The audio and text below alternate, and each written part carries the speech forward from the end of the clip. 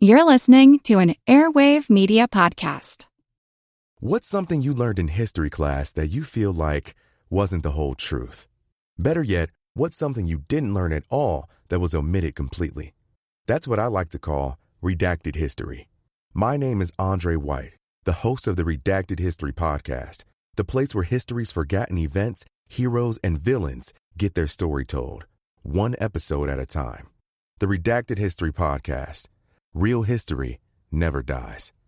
Stream the Redacted History Podcast on Apple Podcasts, Spotify, or wherever else you get your podcasts.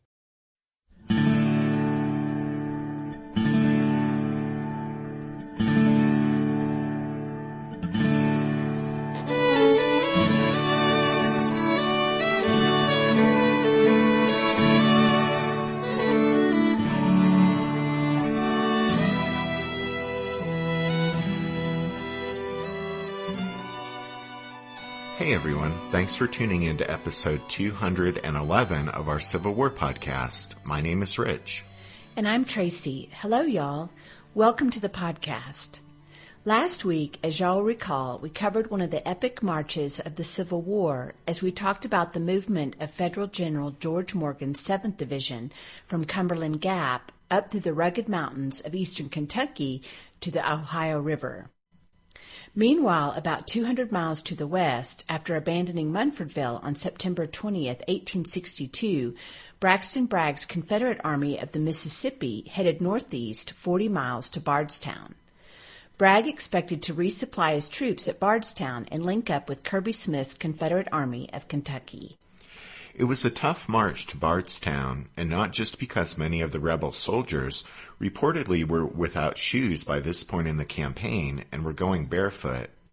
The drought and heat added to the men's miseries, as did the feeling in the ranks that the army had missed a fantastic opportunity at Munfordville to deal Buell's Yankees a crippling blow. As you guys will recall, we said that at Munfordville, Bragg's Confederates had been in a fantastic tactical situation, standing between Buell and his supply base at Louisville, but unfortunately for the rebels, they themselves were in serious logistical trouble, and if they'd stayed at Munfordville more than a few days, Braxton Bragg's army would have started to starve. So Bragg had been forced to make the difficult decision to abandon Munfordville and march northeast to Bardstown, where, as Tracy said, he expected to resupply and link up with Kirby Smith. Lieutenant John Inglis of the 3rd Florida spoke for many in Bragg's army when he said, quote, "We were vexed in not stopping the Federals," but Inglis insisted that the rebel soldiers were still, quote, "eager to fight them." Despite the disappointment over the missed opportunity at Munfordville, the Confederates' spirits were lifted by their reception in Bardstown. The town's enthusiastic welcome of Bragg's men was similar to how Lexington had greeted Kirby Smith's troops. Lieutenant Inglis remembered how the army paraded through the town while Bragg watched it from the courthouse steps, along with his generals, Simon Bolivar Buckner, Leonidas Polk, and Patton Anderson. The young lieutenant's attention, however, wasn't focused solely on the top brass. He confided in his diary his observation that, quote, "the ladies look so sweet." Bragg's troops set up camp so as to cover the various roads that led into Bardstown. Supplies sent over by Kirby Smith helped bring the army back up to fighting trim, and Patrick Cleburne's division, which had been on detached duty with Smith, was absorbed back into Bragg's force. Despite the welcome break in Bardstown, several shadows now began to loom over the rebels' Kentucky expedition. At the top of the list of Confederate concerns was the very obvious reluctance of male Kentuckians to join the rebel army. Bragg had brought 15,000 rifles with him into the Bluegrass State and expected to find plenty of demand for them, but the expected rush of recruits didn't materialize. The Federals' Camp Dick Robinson was renamed Camp Breckinridge, and Kentucky native Simon Bolivar Buckner was sent there to muster in recruits. But in spite of issuing a statewide appeal, there were only about 1,500 enlistments. Confederate General John C. Breckinridge and the Kentucky regiments of the rebel Army's Orphan Brigade had been posted down in Louisiana, and now efforts to boost recruiting by transferring them to the Bluegrass State were fouled up by delays. And so when all was said and done here during the rebels' 1862 Kentucky campaign, in the end only about 5,000 Kentuckians joined the Confederate Army, and most of those went into the cavalry. This lack of commitment didn't go unnoticed in the Confederate ranks. Kirby Smith complained that the Kentuckians, quote, "hearts are evidently with us, but their bluegrass and fat grass cattle are against us." Indeed, there was something to this theory, since Union authorities had issued several orders that made sure that Kentuckians who fought for the Confederacy risked having their property confiscated.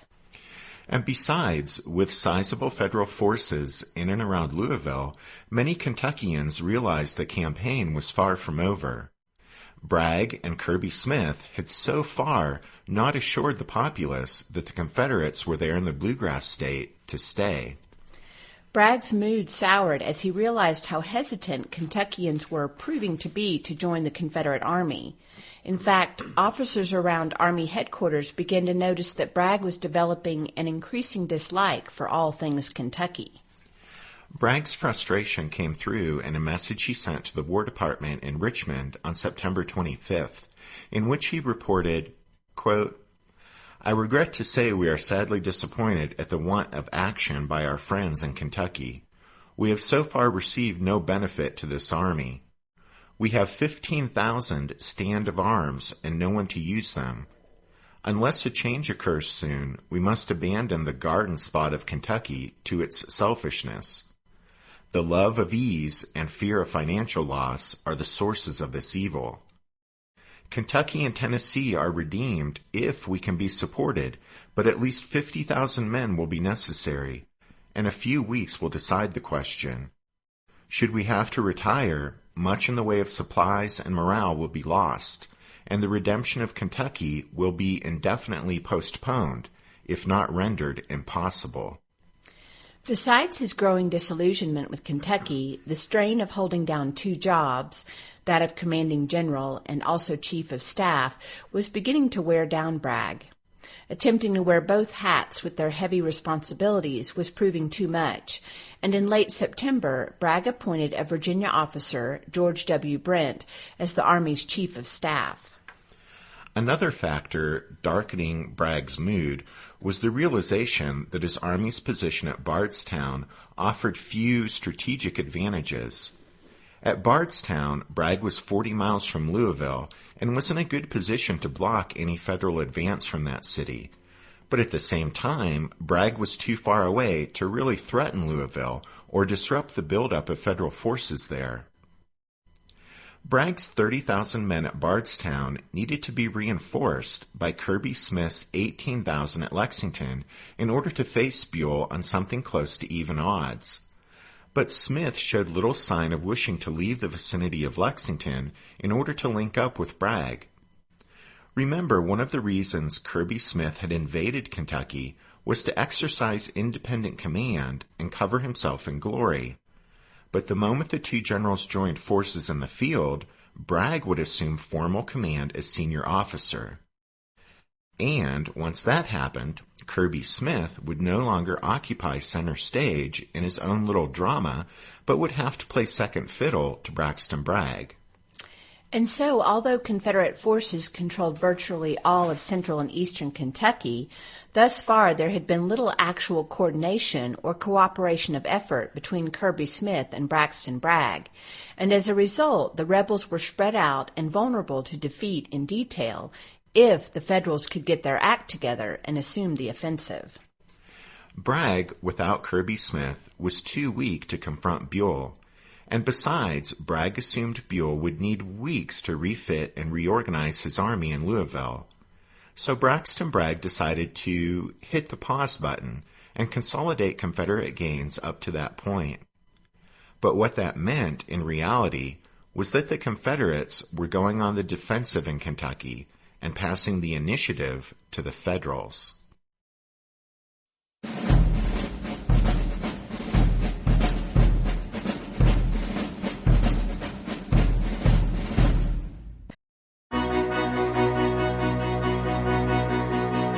history never says goodbye. It just says, see you later. Edward Galeano was right when he said that. Events keep happening over and over again in some form. And that's the reason I produced the podcast, My History Can Beat Up Your Politics. What is it? We take stories of history and apply them to the events of today to help you, perhaps, understand them better. We are also part of Airwave Media Network. I've been doing the program since 2006. That's a long time, and the show has a long name. My History Can Beat Up Your Politics. Find me wherever you get podcasts.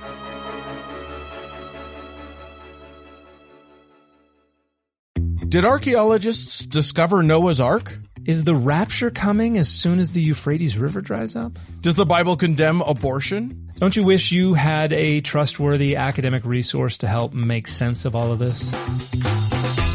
Well, I'm Dan Beecher, and he's award-winning Bible scholar and TikTok sensation Dr. Dan McClellan, and we want to invite you to the Data Over Dogma podcast, where our mission is to increase public access to the academic study of the Bible and religion, and also to combat the spread of misinformation about the same.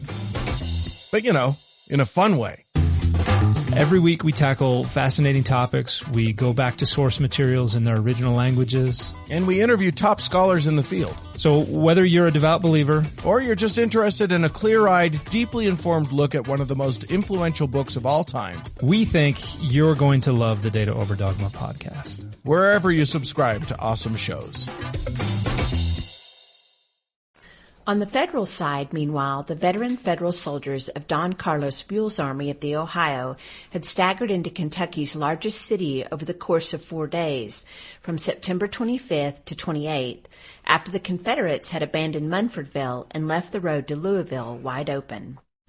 Because of Kirby Smith's invasion of Kentucky and Braxton Bragg's subsequent march northward, in the space of 1 month's time, Buell's soldiers had been forced to withdraw 300 miles from the approaches to Chattanooga back to the Ohio River at Louisville without fighting a major battle and almost without firing a shot. That situation didn't sit well with the Union soldiers of the Army of the Ohio, especially coming after their frustrating summer of marching slowly toward Chattanooga. During the slow advance toward Chattanooga and then the withdrawal northward into Kentucky, many of the Yankees had worn out their uniforms and their shoes were falling apart, and to top it off, most hadn't been paid in months. New uniforms and some pay were available in Louisville, and many of the veteran federal soldiers took the opportunity to blow off some steam by visiting the local bars. Others, especially those men from southern Indiana, went home for a few days without permission. Not to put too fine a point on it, but the Army of the Ohio ceased to be a cohesive, organized force for a short time after reaching Louisville, but it came back together by September 30th with restored spirits. Buell's personal stock, however, was at an all-time low. Some of his subordinates thought that what was needed was a command change, and they made no secret of their views on the subject. It reached the point that General-in-Chief Henry Halleck sent a courier westward from Washington with orders relieving Buell and naming Major General George H. Thomas as his replacement.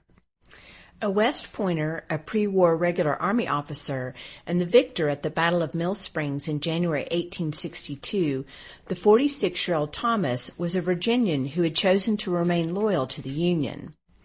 However, Halleck's orders stipulated that they were not to take effect, quote, if General Buell should be found in the presence of the enemy preparing to fight a battle, end quote. The orders, in fact, arrived on September 29th, when the Army of the Ohio was still in the midst of resupplying and reorganizing at Louisville, and when Buell was planning a major offensive into central Kentucky against the Confederates. And so when he received Halleck's dispatch, Buell immediately moved to turn over command to Thomas. The only problem was, George Thomas refused to take over. Thomas wrote to Halleck, saying, quote, General Buell's preparations have been completed to move against the enemy, and I therefore respectfully ask that he may be retained in command. My position is very embarrassing, not being as well informed as I should be as commander of this army and on assumption of such a responsibility. Frustrated and irritated by Thomas's refusal to assume command, Halleck nevertheless didn't push the issue, and instead he informed Buell and Thomas that the relief orders were, quote, suspended, end quote, and confirmed that Buell would remain in command for the time being. All that meant, though, was that Buell would start off from Louisville to take the offensive against the Confederates with the prospect of relief hanging over his head. Yep, fun stuff. At any rate, when the relief orders arrived, Buell was in the midst of reorganizing the Army of the Ohio's command structure for the upcoming campaign. The new recruits who had flooded into Louisville swelled the Army's ranks to 75,000 men, but many of them had only been in uniform long enough to receive the most very basic of training.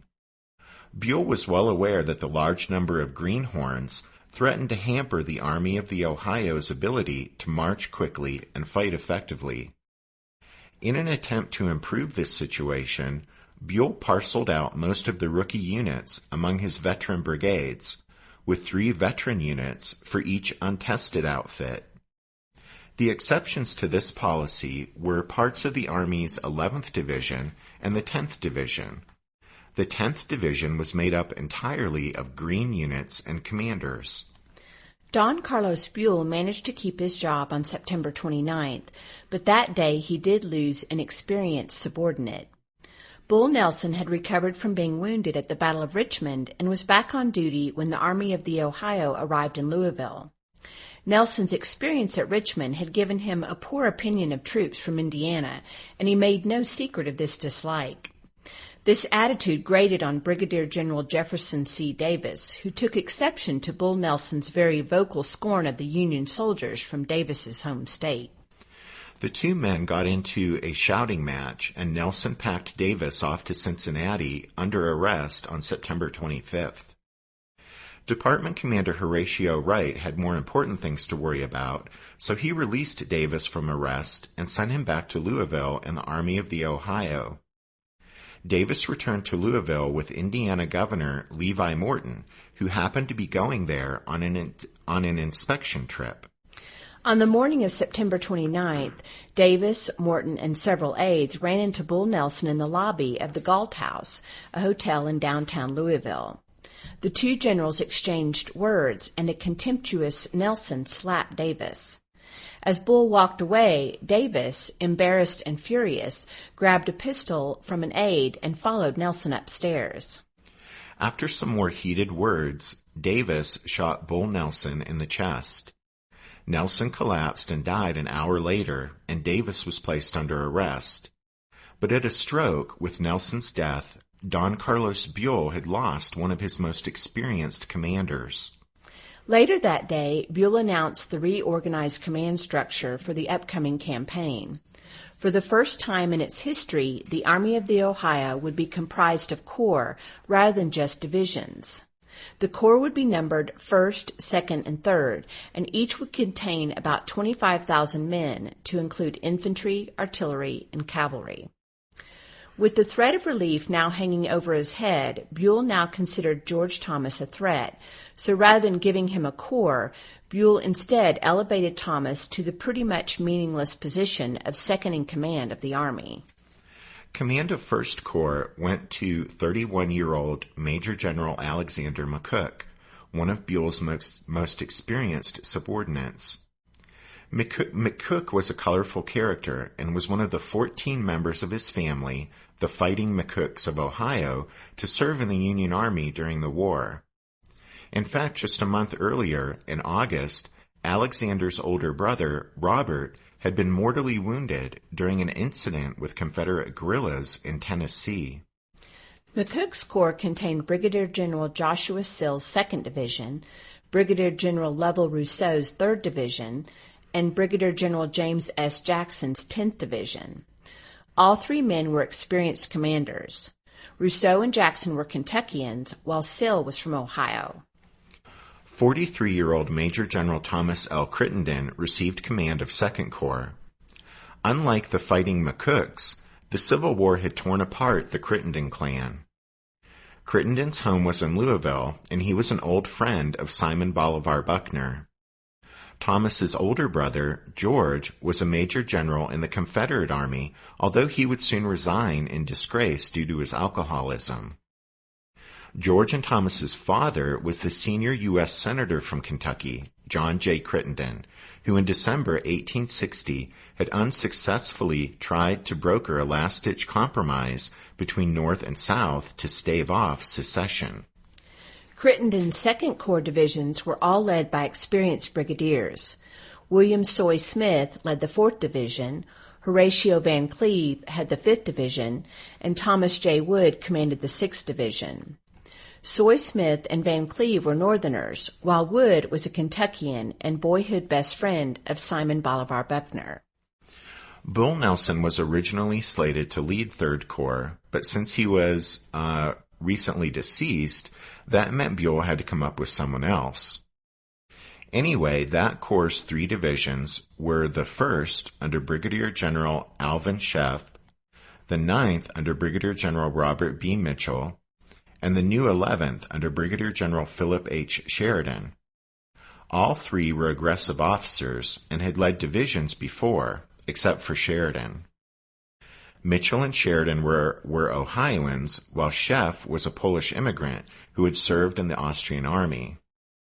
Sheff was the obvious choice to command the Corps, but there was bad blood between him and Buell, and so Buell, casting about for someone else, settled on 40-year-old acting Major General Charles C. Gilbert, who, as you may recall, had until very recently been Captain Gilbert, before his very unusual promotion by Department Commander Horatio Wright. Many of the Army of the Ohio's leaders were in their post for the first time, but nevertheless, most of the newly installed officers settled into their jobs with little problem, although several officers did have rough starts. For example, in 1st Corps, Division Commander Jackson and one of his brigadiers, William Terrell, drilled the men for hours in high temperatures and had a grand review under the hot sun that resulted in numerous heat-related casualties and 4 deaths. And then Gilbert enjoyed micromanaging his command, stepping on many of his officers' toes in the process. In addition, his profanity and arrogance alienated many Third Corps soldiers, and as a result, officers and men set out on the new campaign with little faith in their commander. Having reorganized the Army of the Ohio, the next question for Buell was what to do with it. Staying on the defensive and allowing the Confederates to consolidate their position in Kentucky was out of the question, so the only real choice was to advance. 2 options presented themselves to Buell as he looked at a map. One was a movement east to Frankfort, the state capital, and then to Lexington in the heart of the Bluegrass region. The second option was a march southeast to Bardstown and then on into central Kentucky. Buell knew that the main Confederate supply depot was at Camp Breckinridge, and their line of communication back to Tennessee was by way of the Wilderness Road. So if Buell marched into central Kentucky, that move would threaten the road and force the rebels to protect their lifeline. And if the rebels fell back to protect their line of communication, they would have to abandon Frankfort and Lexington anyway, so the Federals could reoccupy those places without firing a shot. Based on that line of thinking, Buell made his decision. George Thomas later described the plan in simple terms, saying, quote, "The object was to overtake the enemy, fight, and destroy him if possible, either by disastrous defeat or by cutting off his retreat." Buell divided his army into 4 columns. Sill's 2nd Division was detached from 1st Corps and ordered east toward Frankfort and Lexington as a feint. A detachment of rookie units under Colonel Ebenezer Dumont would go along, bringing Sill's strength up to 20,000 men. The other 55,000 troops of the Army of the Ohio would form 3 columns and move toward Bardstown and beyond, looking for battle. Buell hoped the Confederates would either be snared by the advancing Federal columns and defeated in battle, or they would so fear for the safety of their line of communication that they fell back into Tennessee. While Buell made his preparations to take the offensive, Braxton Bragg turned over command at Bardstown to Leonidas Polk and rode to Lexington. After meeting with Kirby Smith and assuming formal command of all Confederate forces in Kentucky, Bragg considered his options. Since Richard Hawes, the pro-Confederate claimant to Kentucky's governorship, and some of his followers had tagged along with the rebel army and were on hand, and since the state capital of Frankfort just happened to be in rebel hands, Bragg decided to stage a ceremony there and install Hawes and a provisional legislature. At the very least, Bragg reasoned, this would allow the Confederates to force reluctant Kentuckians to join the rebel army, since the state would then ostensibly be subject to the Confederacy's conscription law. Hawes proved a willing partner in Bragg's scheme, and an installation ceremony was scheduled to take place in Frankfort on October 4th. Meanwhile, though, on October 1st, Buell's Army of the Ohio began marching from Louisville. Remember, Bragg had assumed it would take Buell weeks to resupply and reorganize his army, but Buell was on the march again after spending less than a week in the city.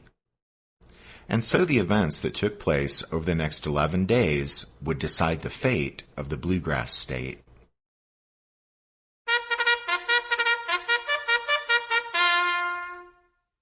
That means it's time for this episode's book recommendation, and our recommendation this time is Creating a Confederate Kentucky, The Lost Cause and Civil War Memory in a Border State by Anne E. Marshall. I think I, in particular, found this a really interesting book since it shed some light on something from my college days that back then I'd found kind of unusual. You see, when I was in school in Kentucky, it just kind of happened that most of my good friends were from Georgia and Alabama, and with me being from Pennsylvania, we'd have some good discussions about the Civil War. But one thing we all noticed was that to listen to some Kentuckians talk, you'd think Kentucky had been the most Confederate of all the Confederate states back in the Civil War. Well, my friends from Alabama and Georgia noticed this since they were really from former Confederate states. And I noticed this, because as a history major and as a Yankee, I noticed it. But, of course, Kentucky hadn't been a Confederate state, so we thought all of this modern-day posturing a bit odd. Now, there were Kentuckians who fought in the Confederate Army during the Civil War, like the famous Orphan Brigade. But as we indicated here in this episode, it's not as if Kentucky took the opportunity in 1862 to rise up and join the Confederacy when they had the chance. As you guys will recall, after their initial attempt in 1861 at remaining neutral failed, Kentucky remained solidly on the Union side throughout the rest of the Civil War. So, although my college friends and I didn't know it at the time, I've since heard that the curious phenomena amongst some modern-day Kentuckians that we observed had already led to the joke that Kentucky was the only state to wait until the Civil War was over before joining the Confederacy. Anyway, that's a long-winded build-up to the reason behind our recommendation of this book. Again, it's Creating a Confederate Kentucky, The Lost Cause and Civil War Memory in a Border State by Anne E. Marshall.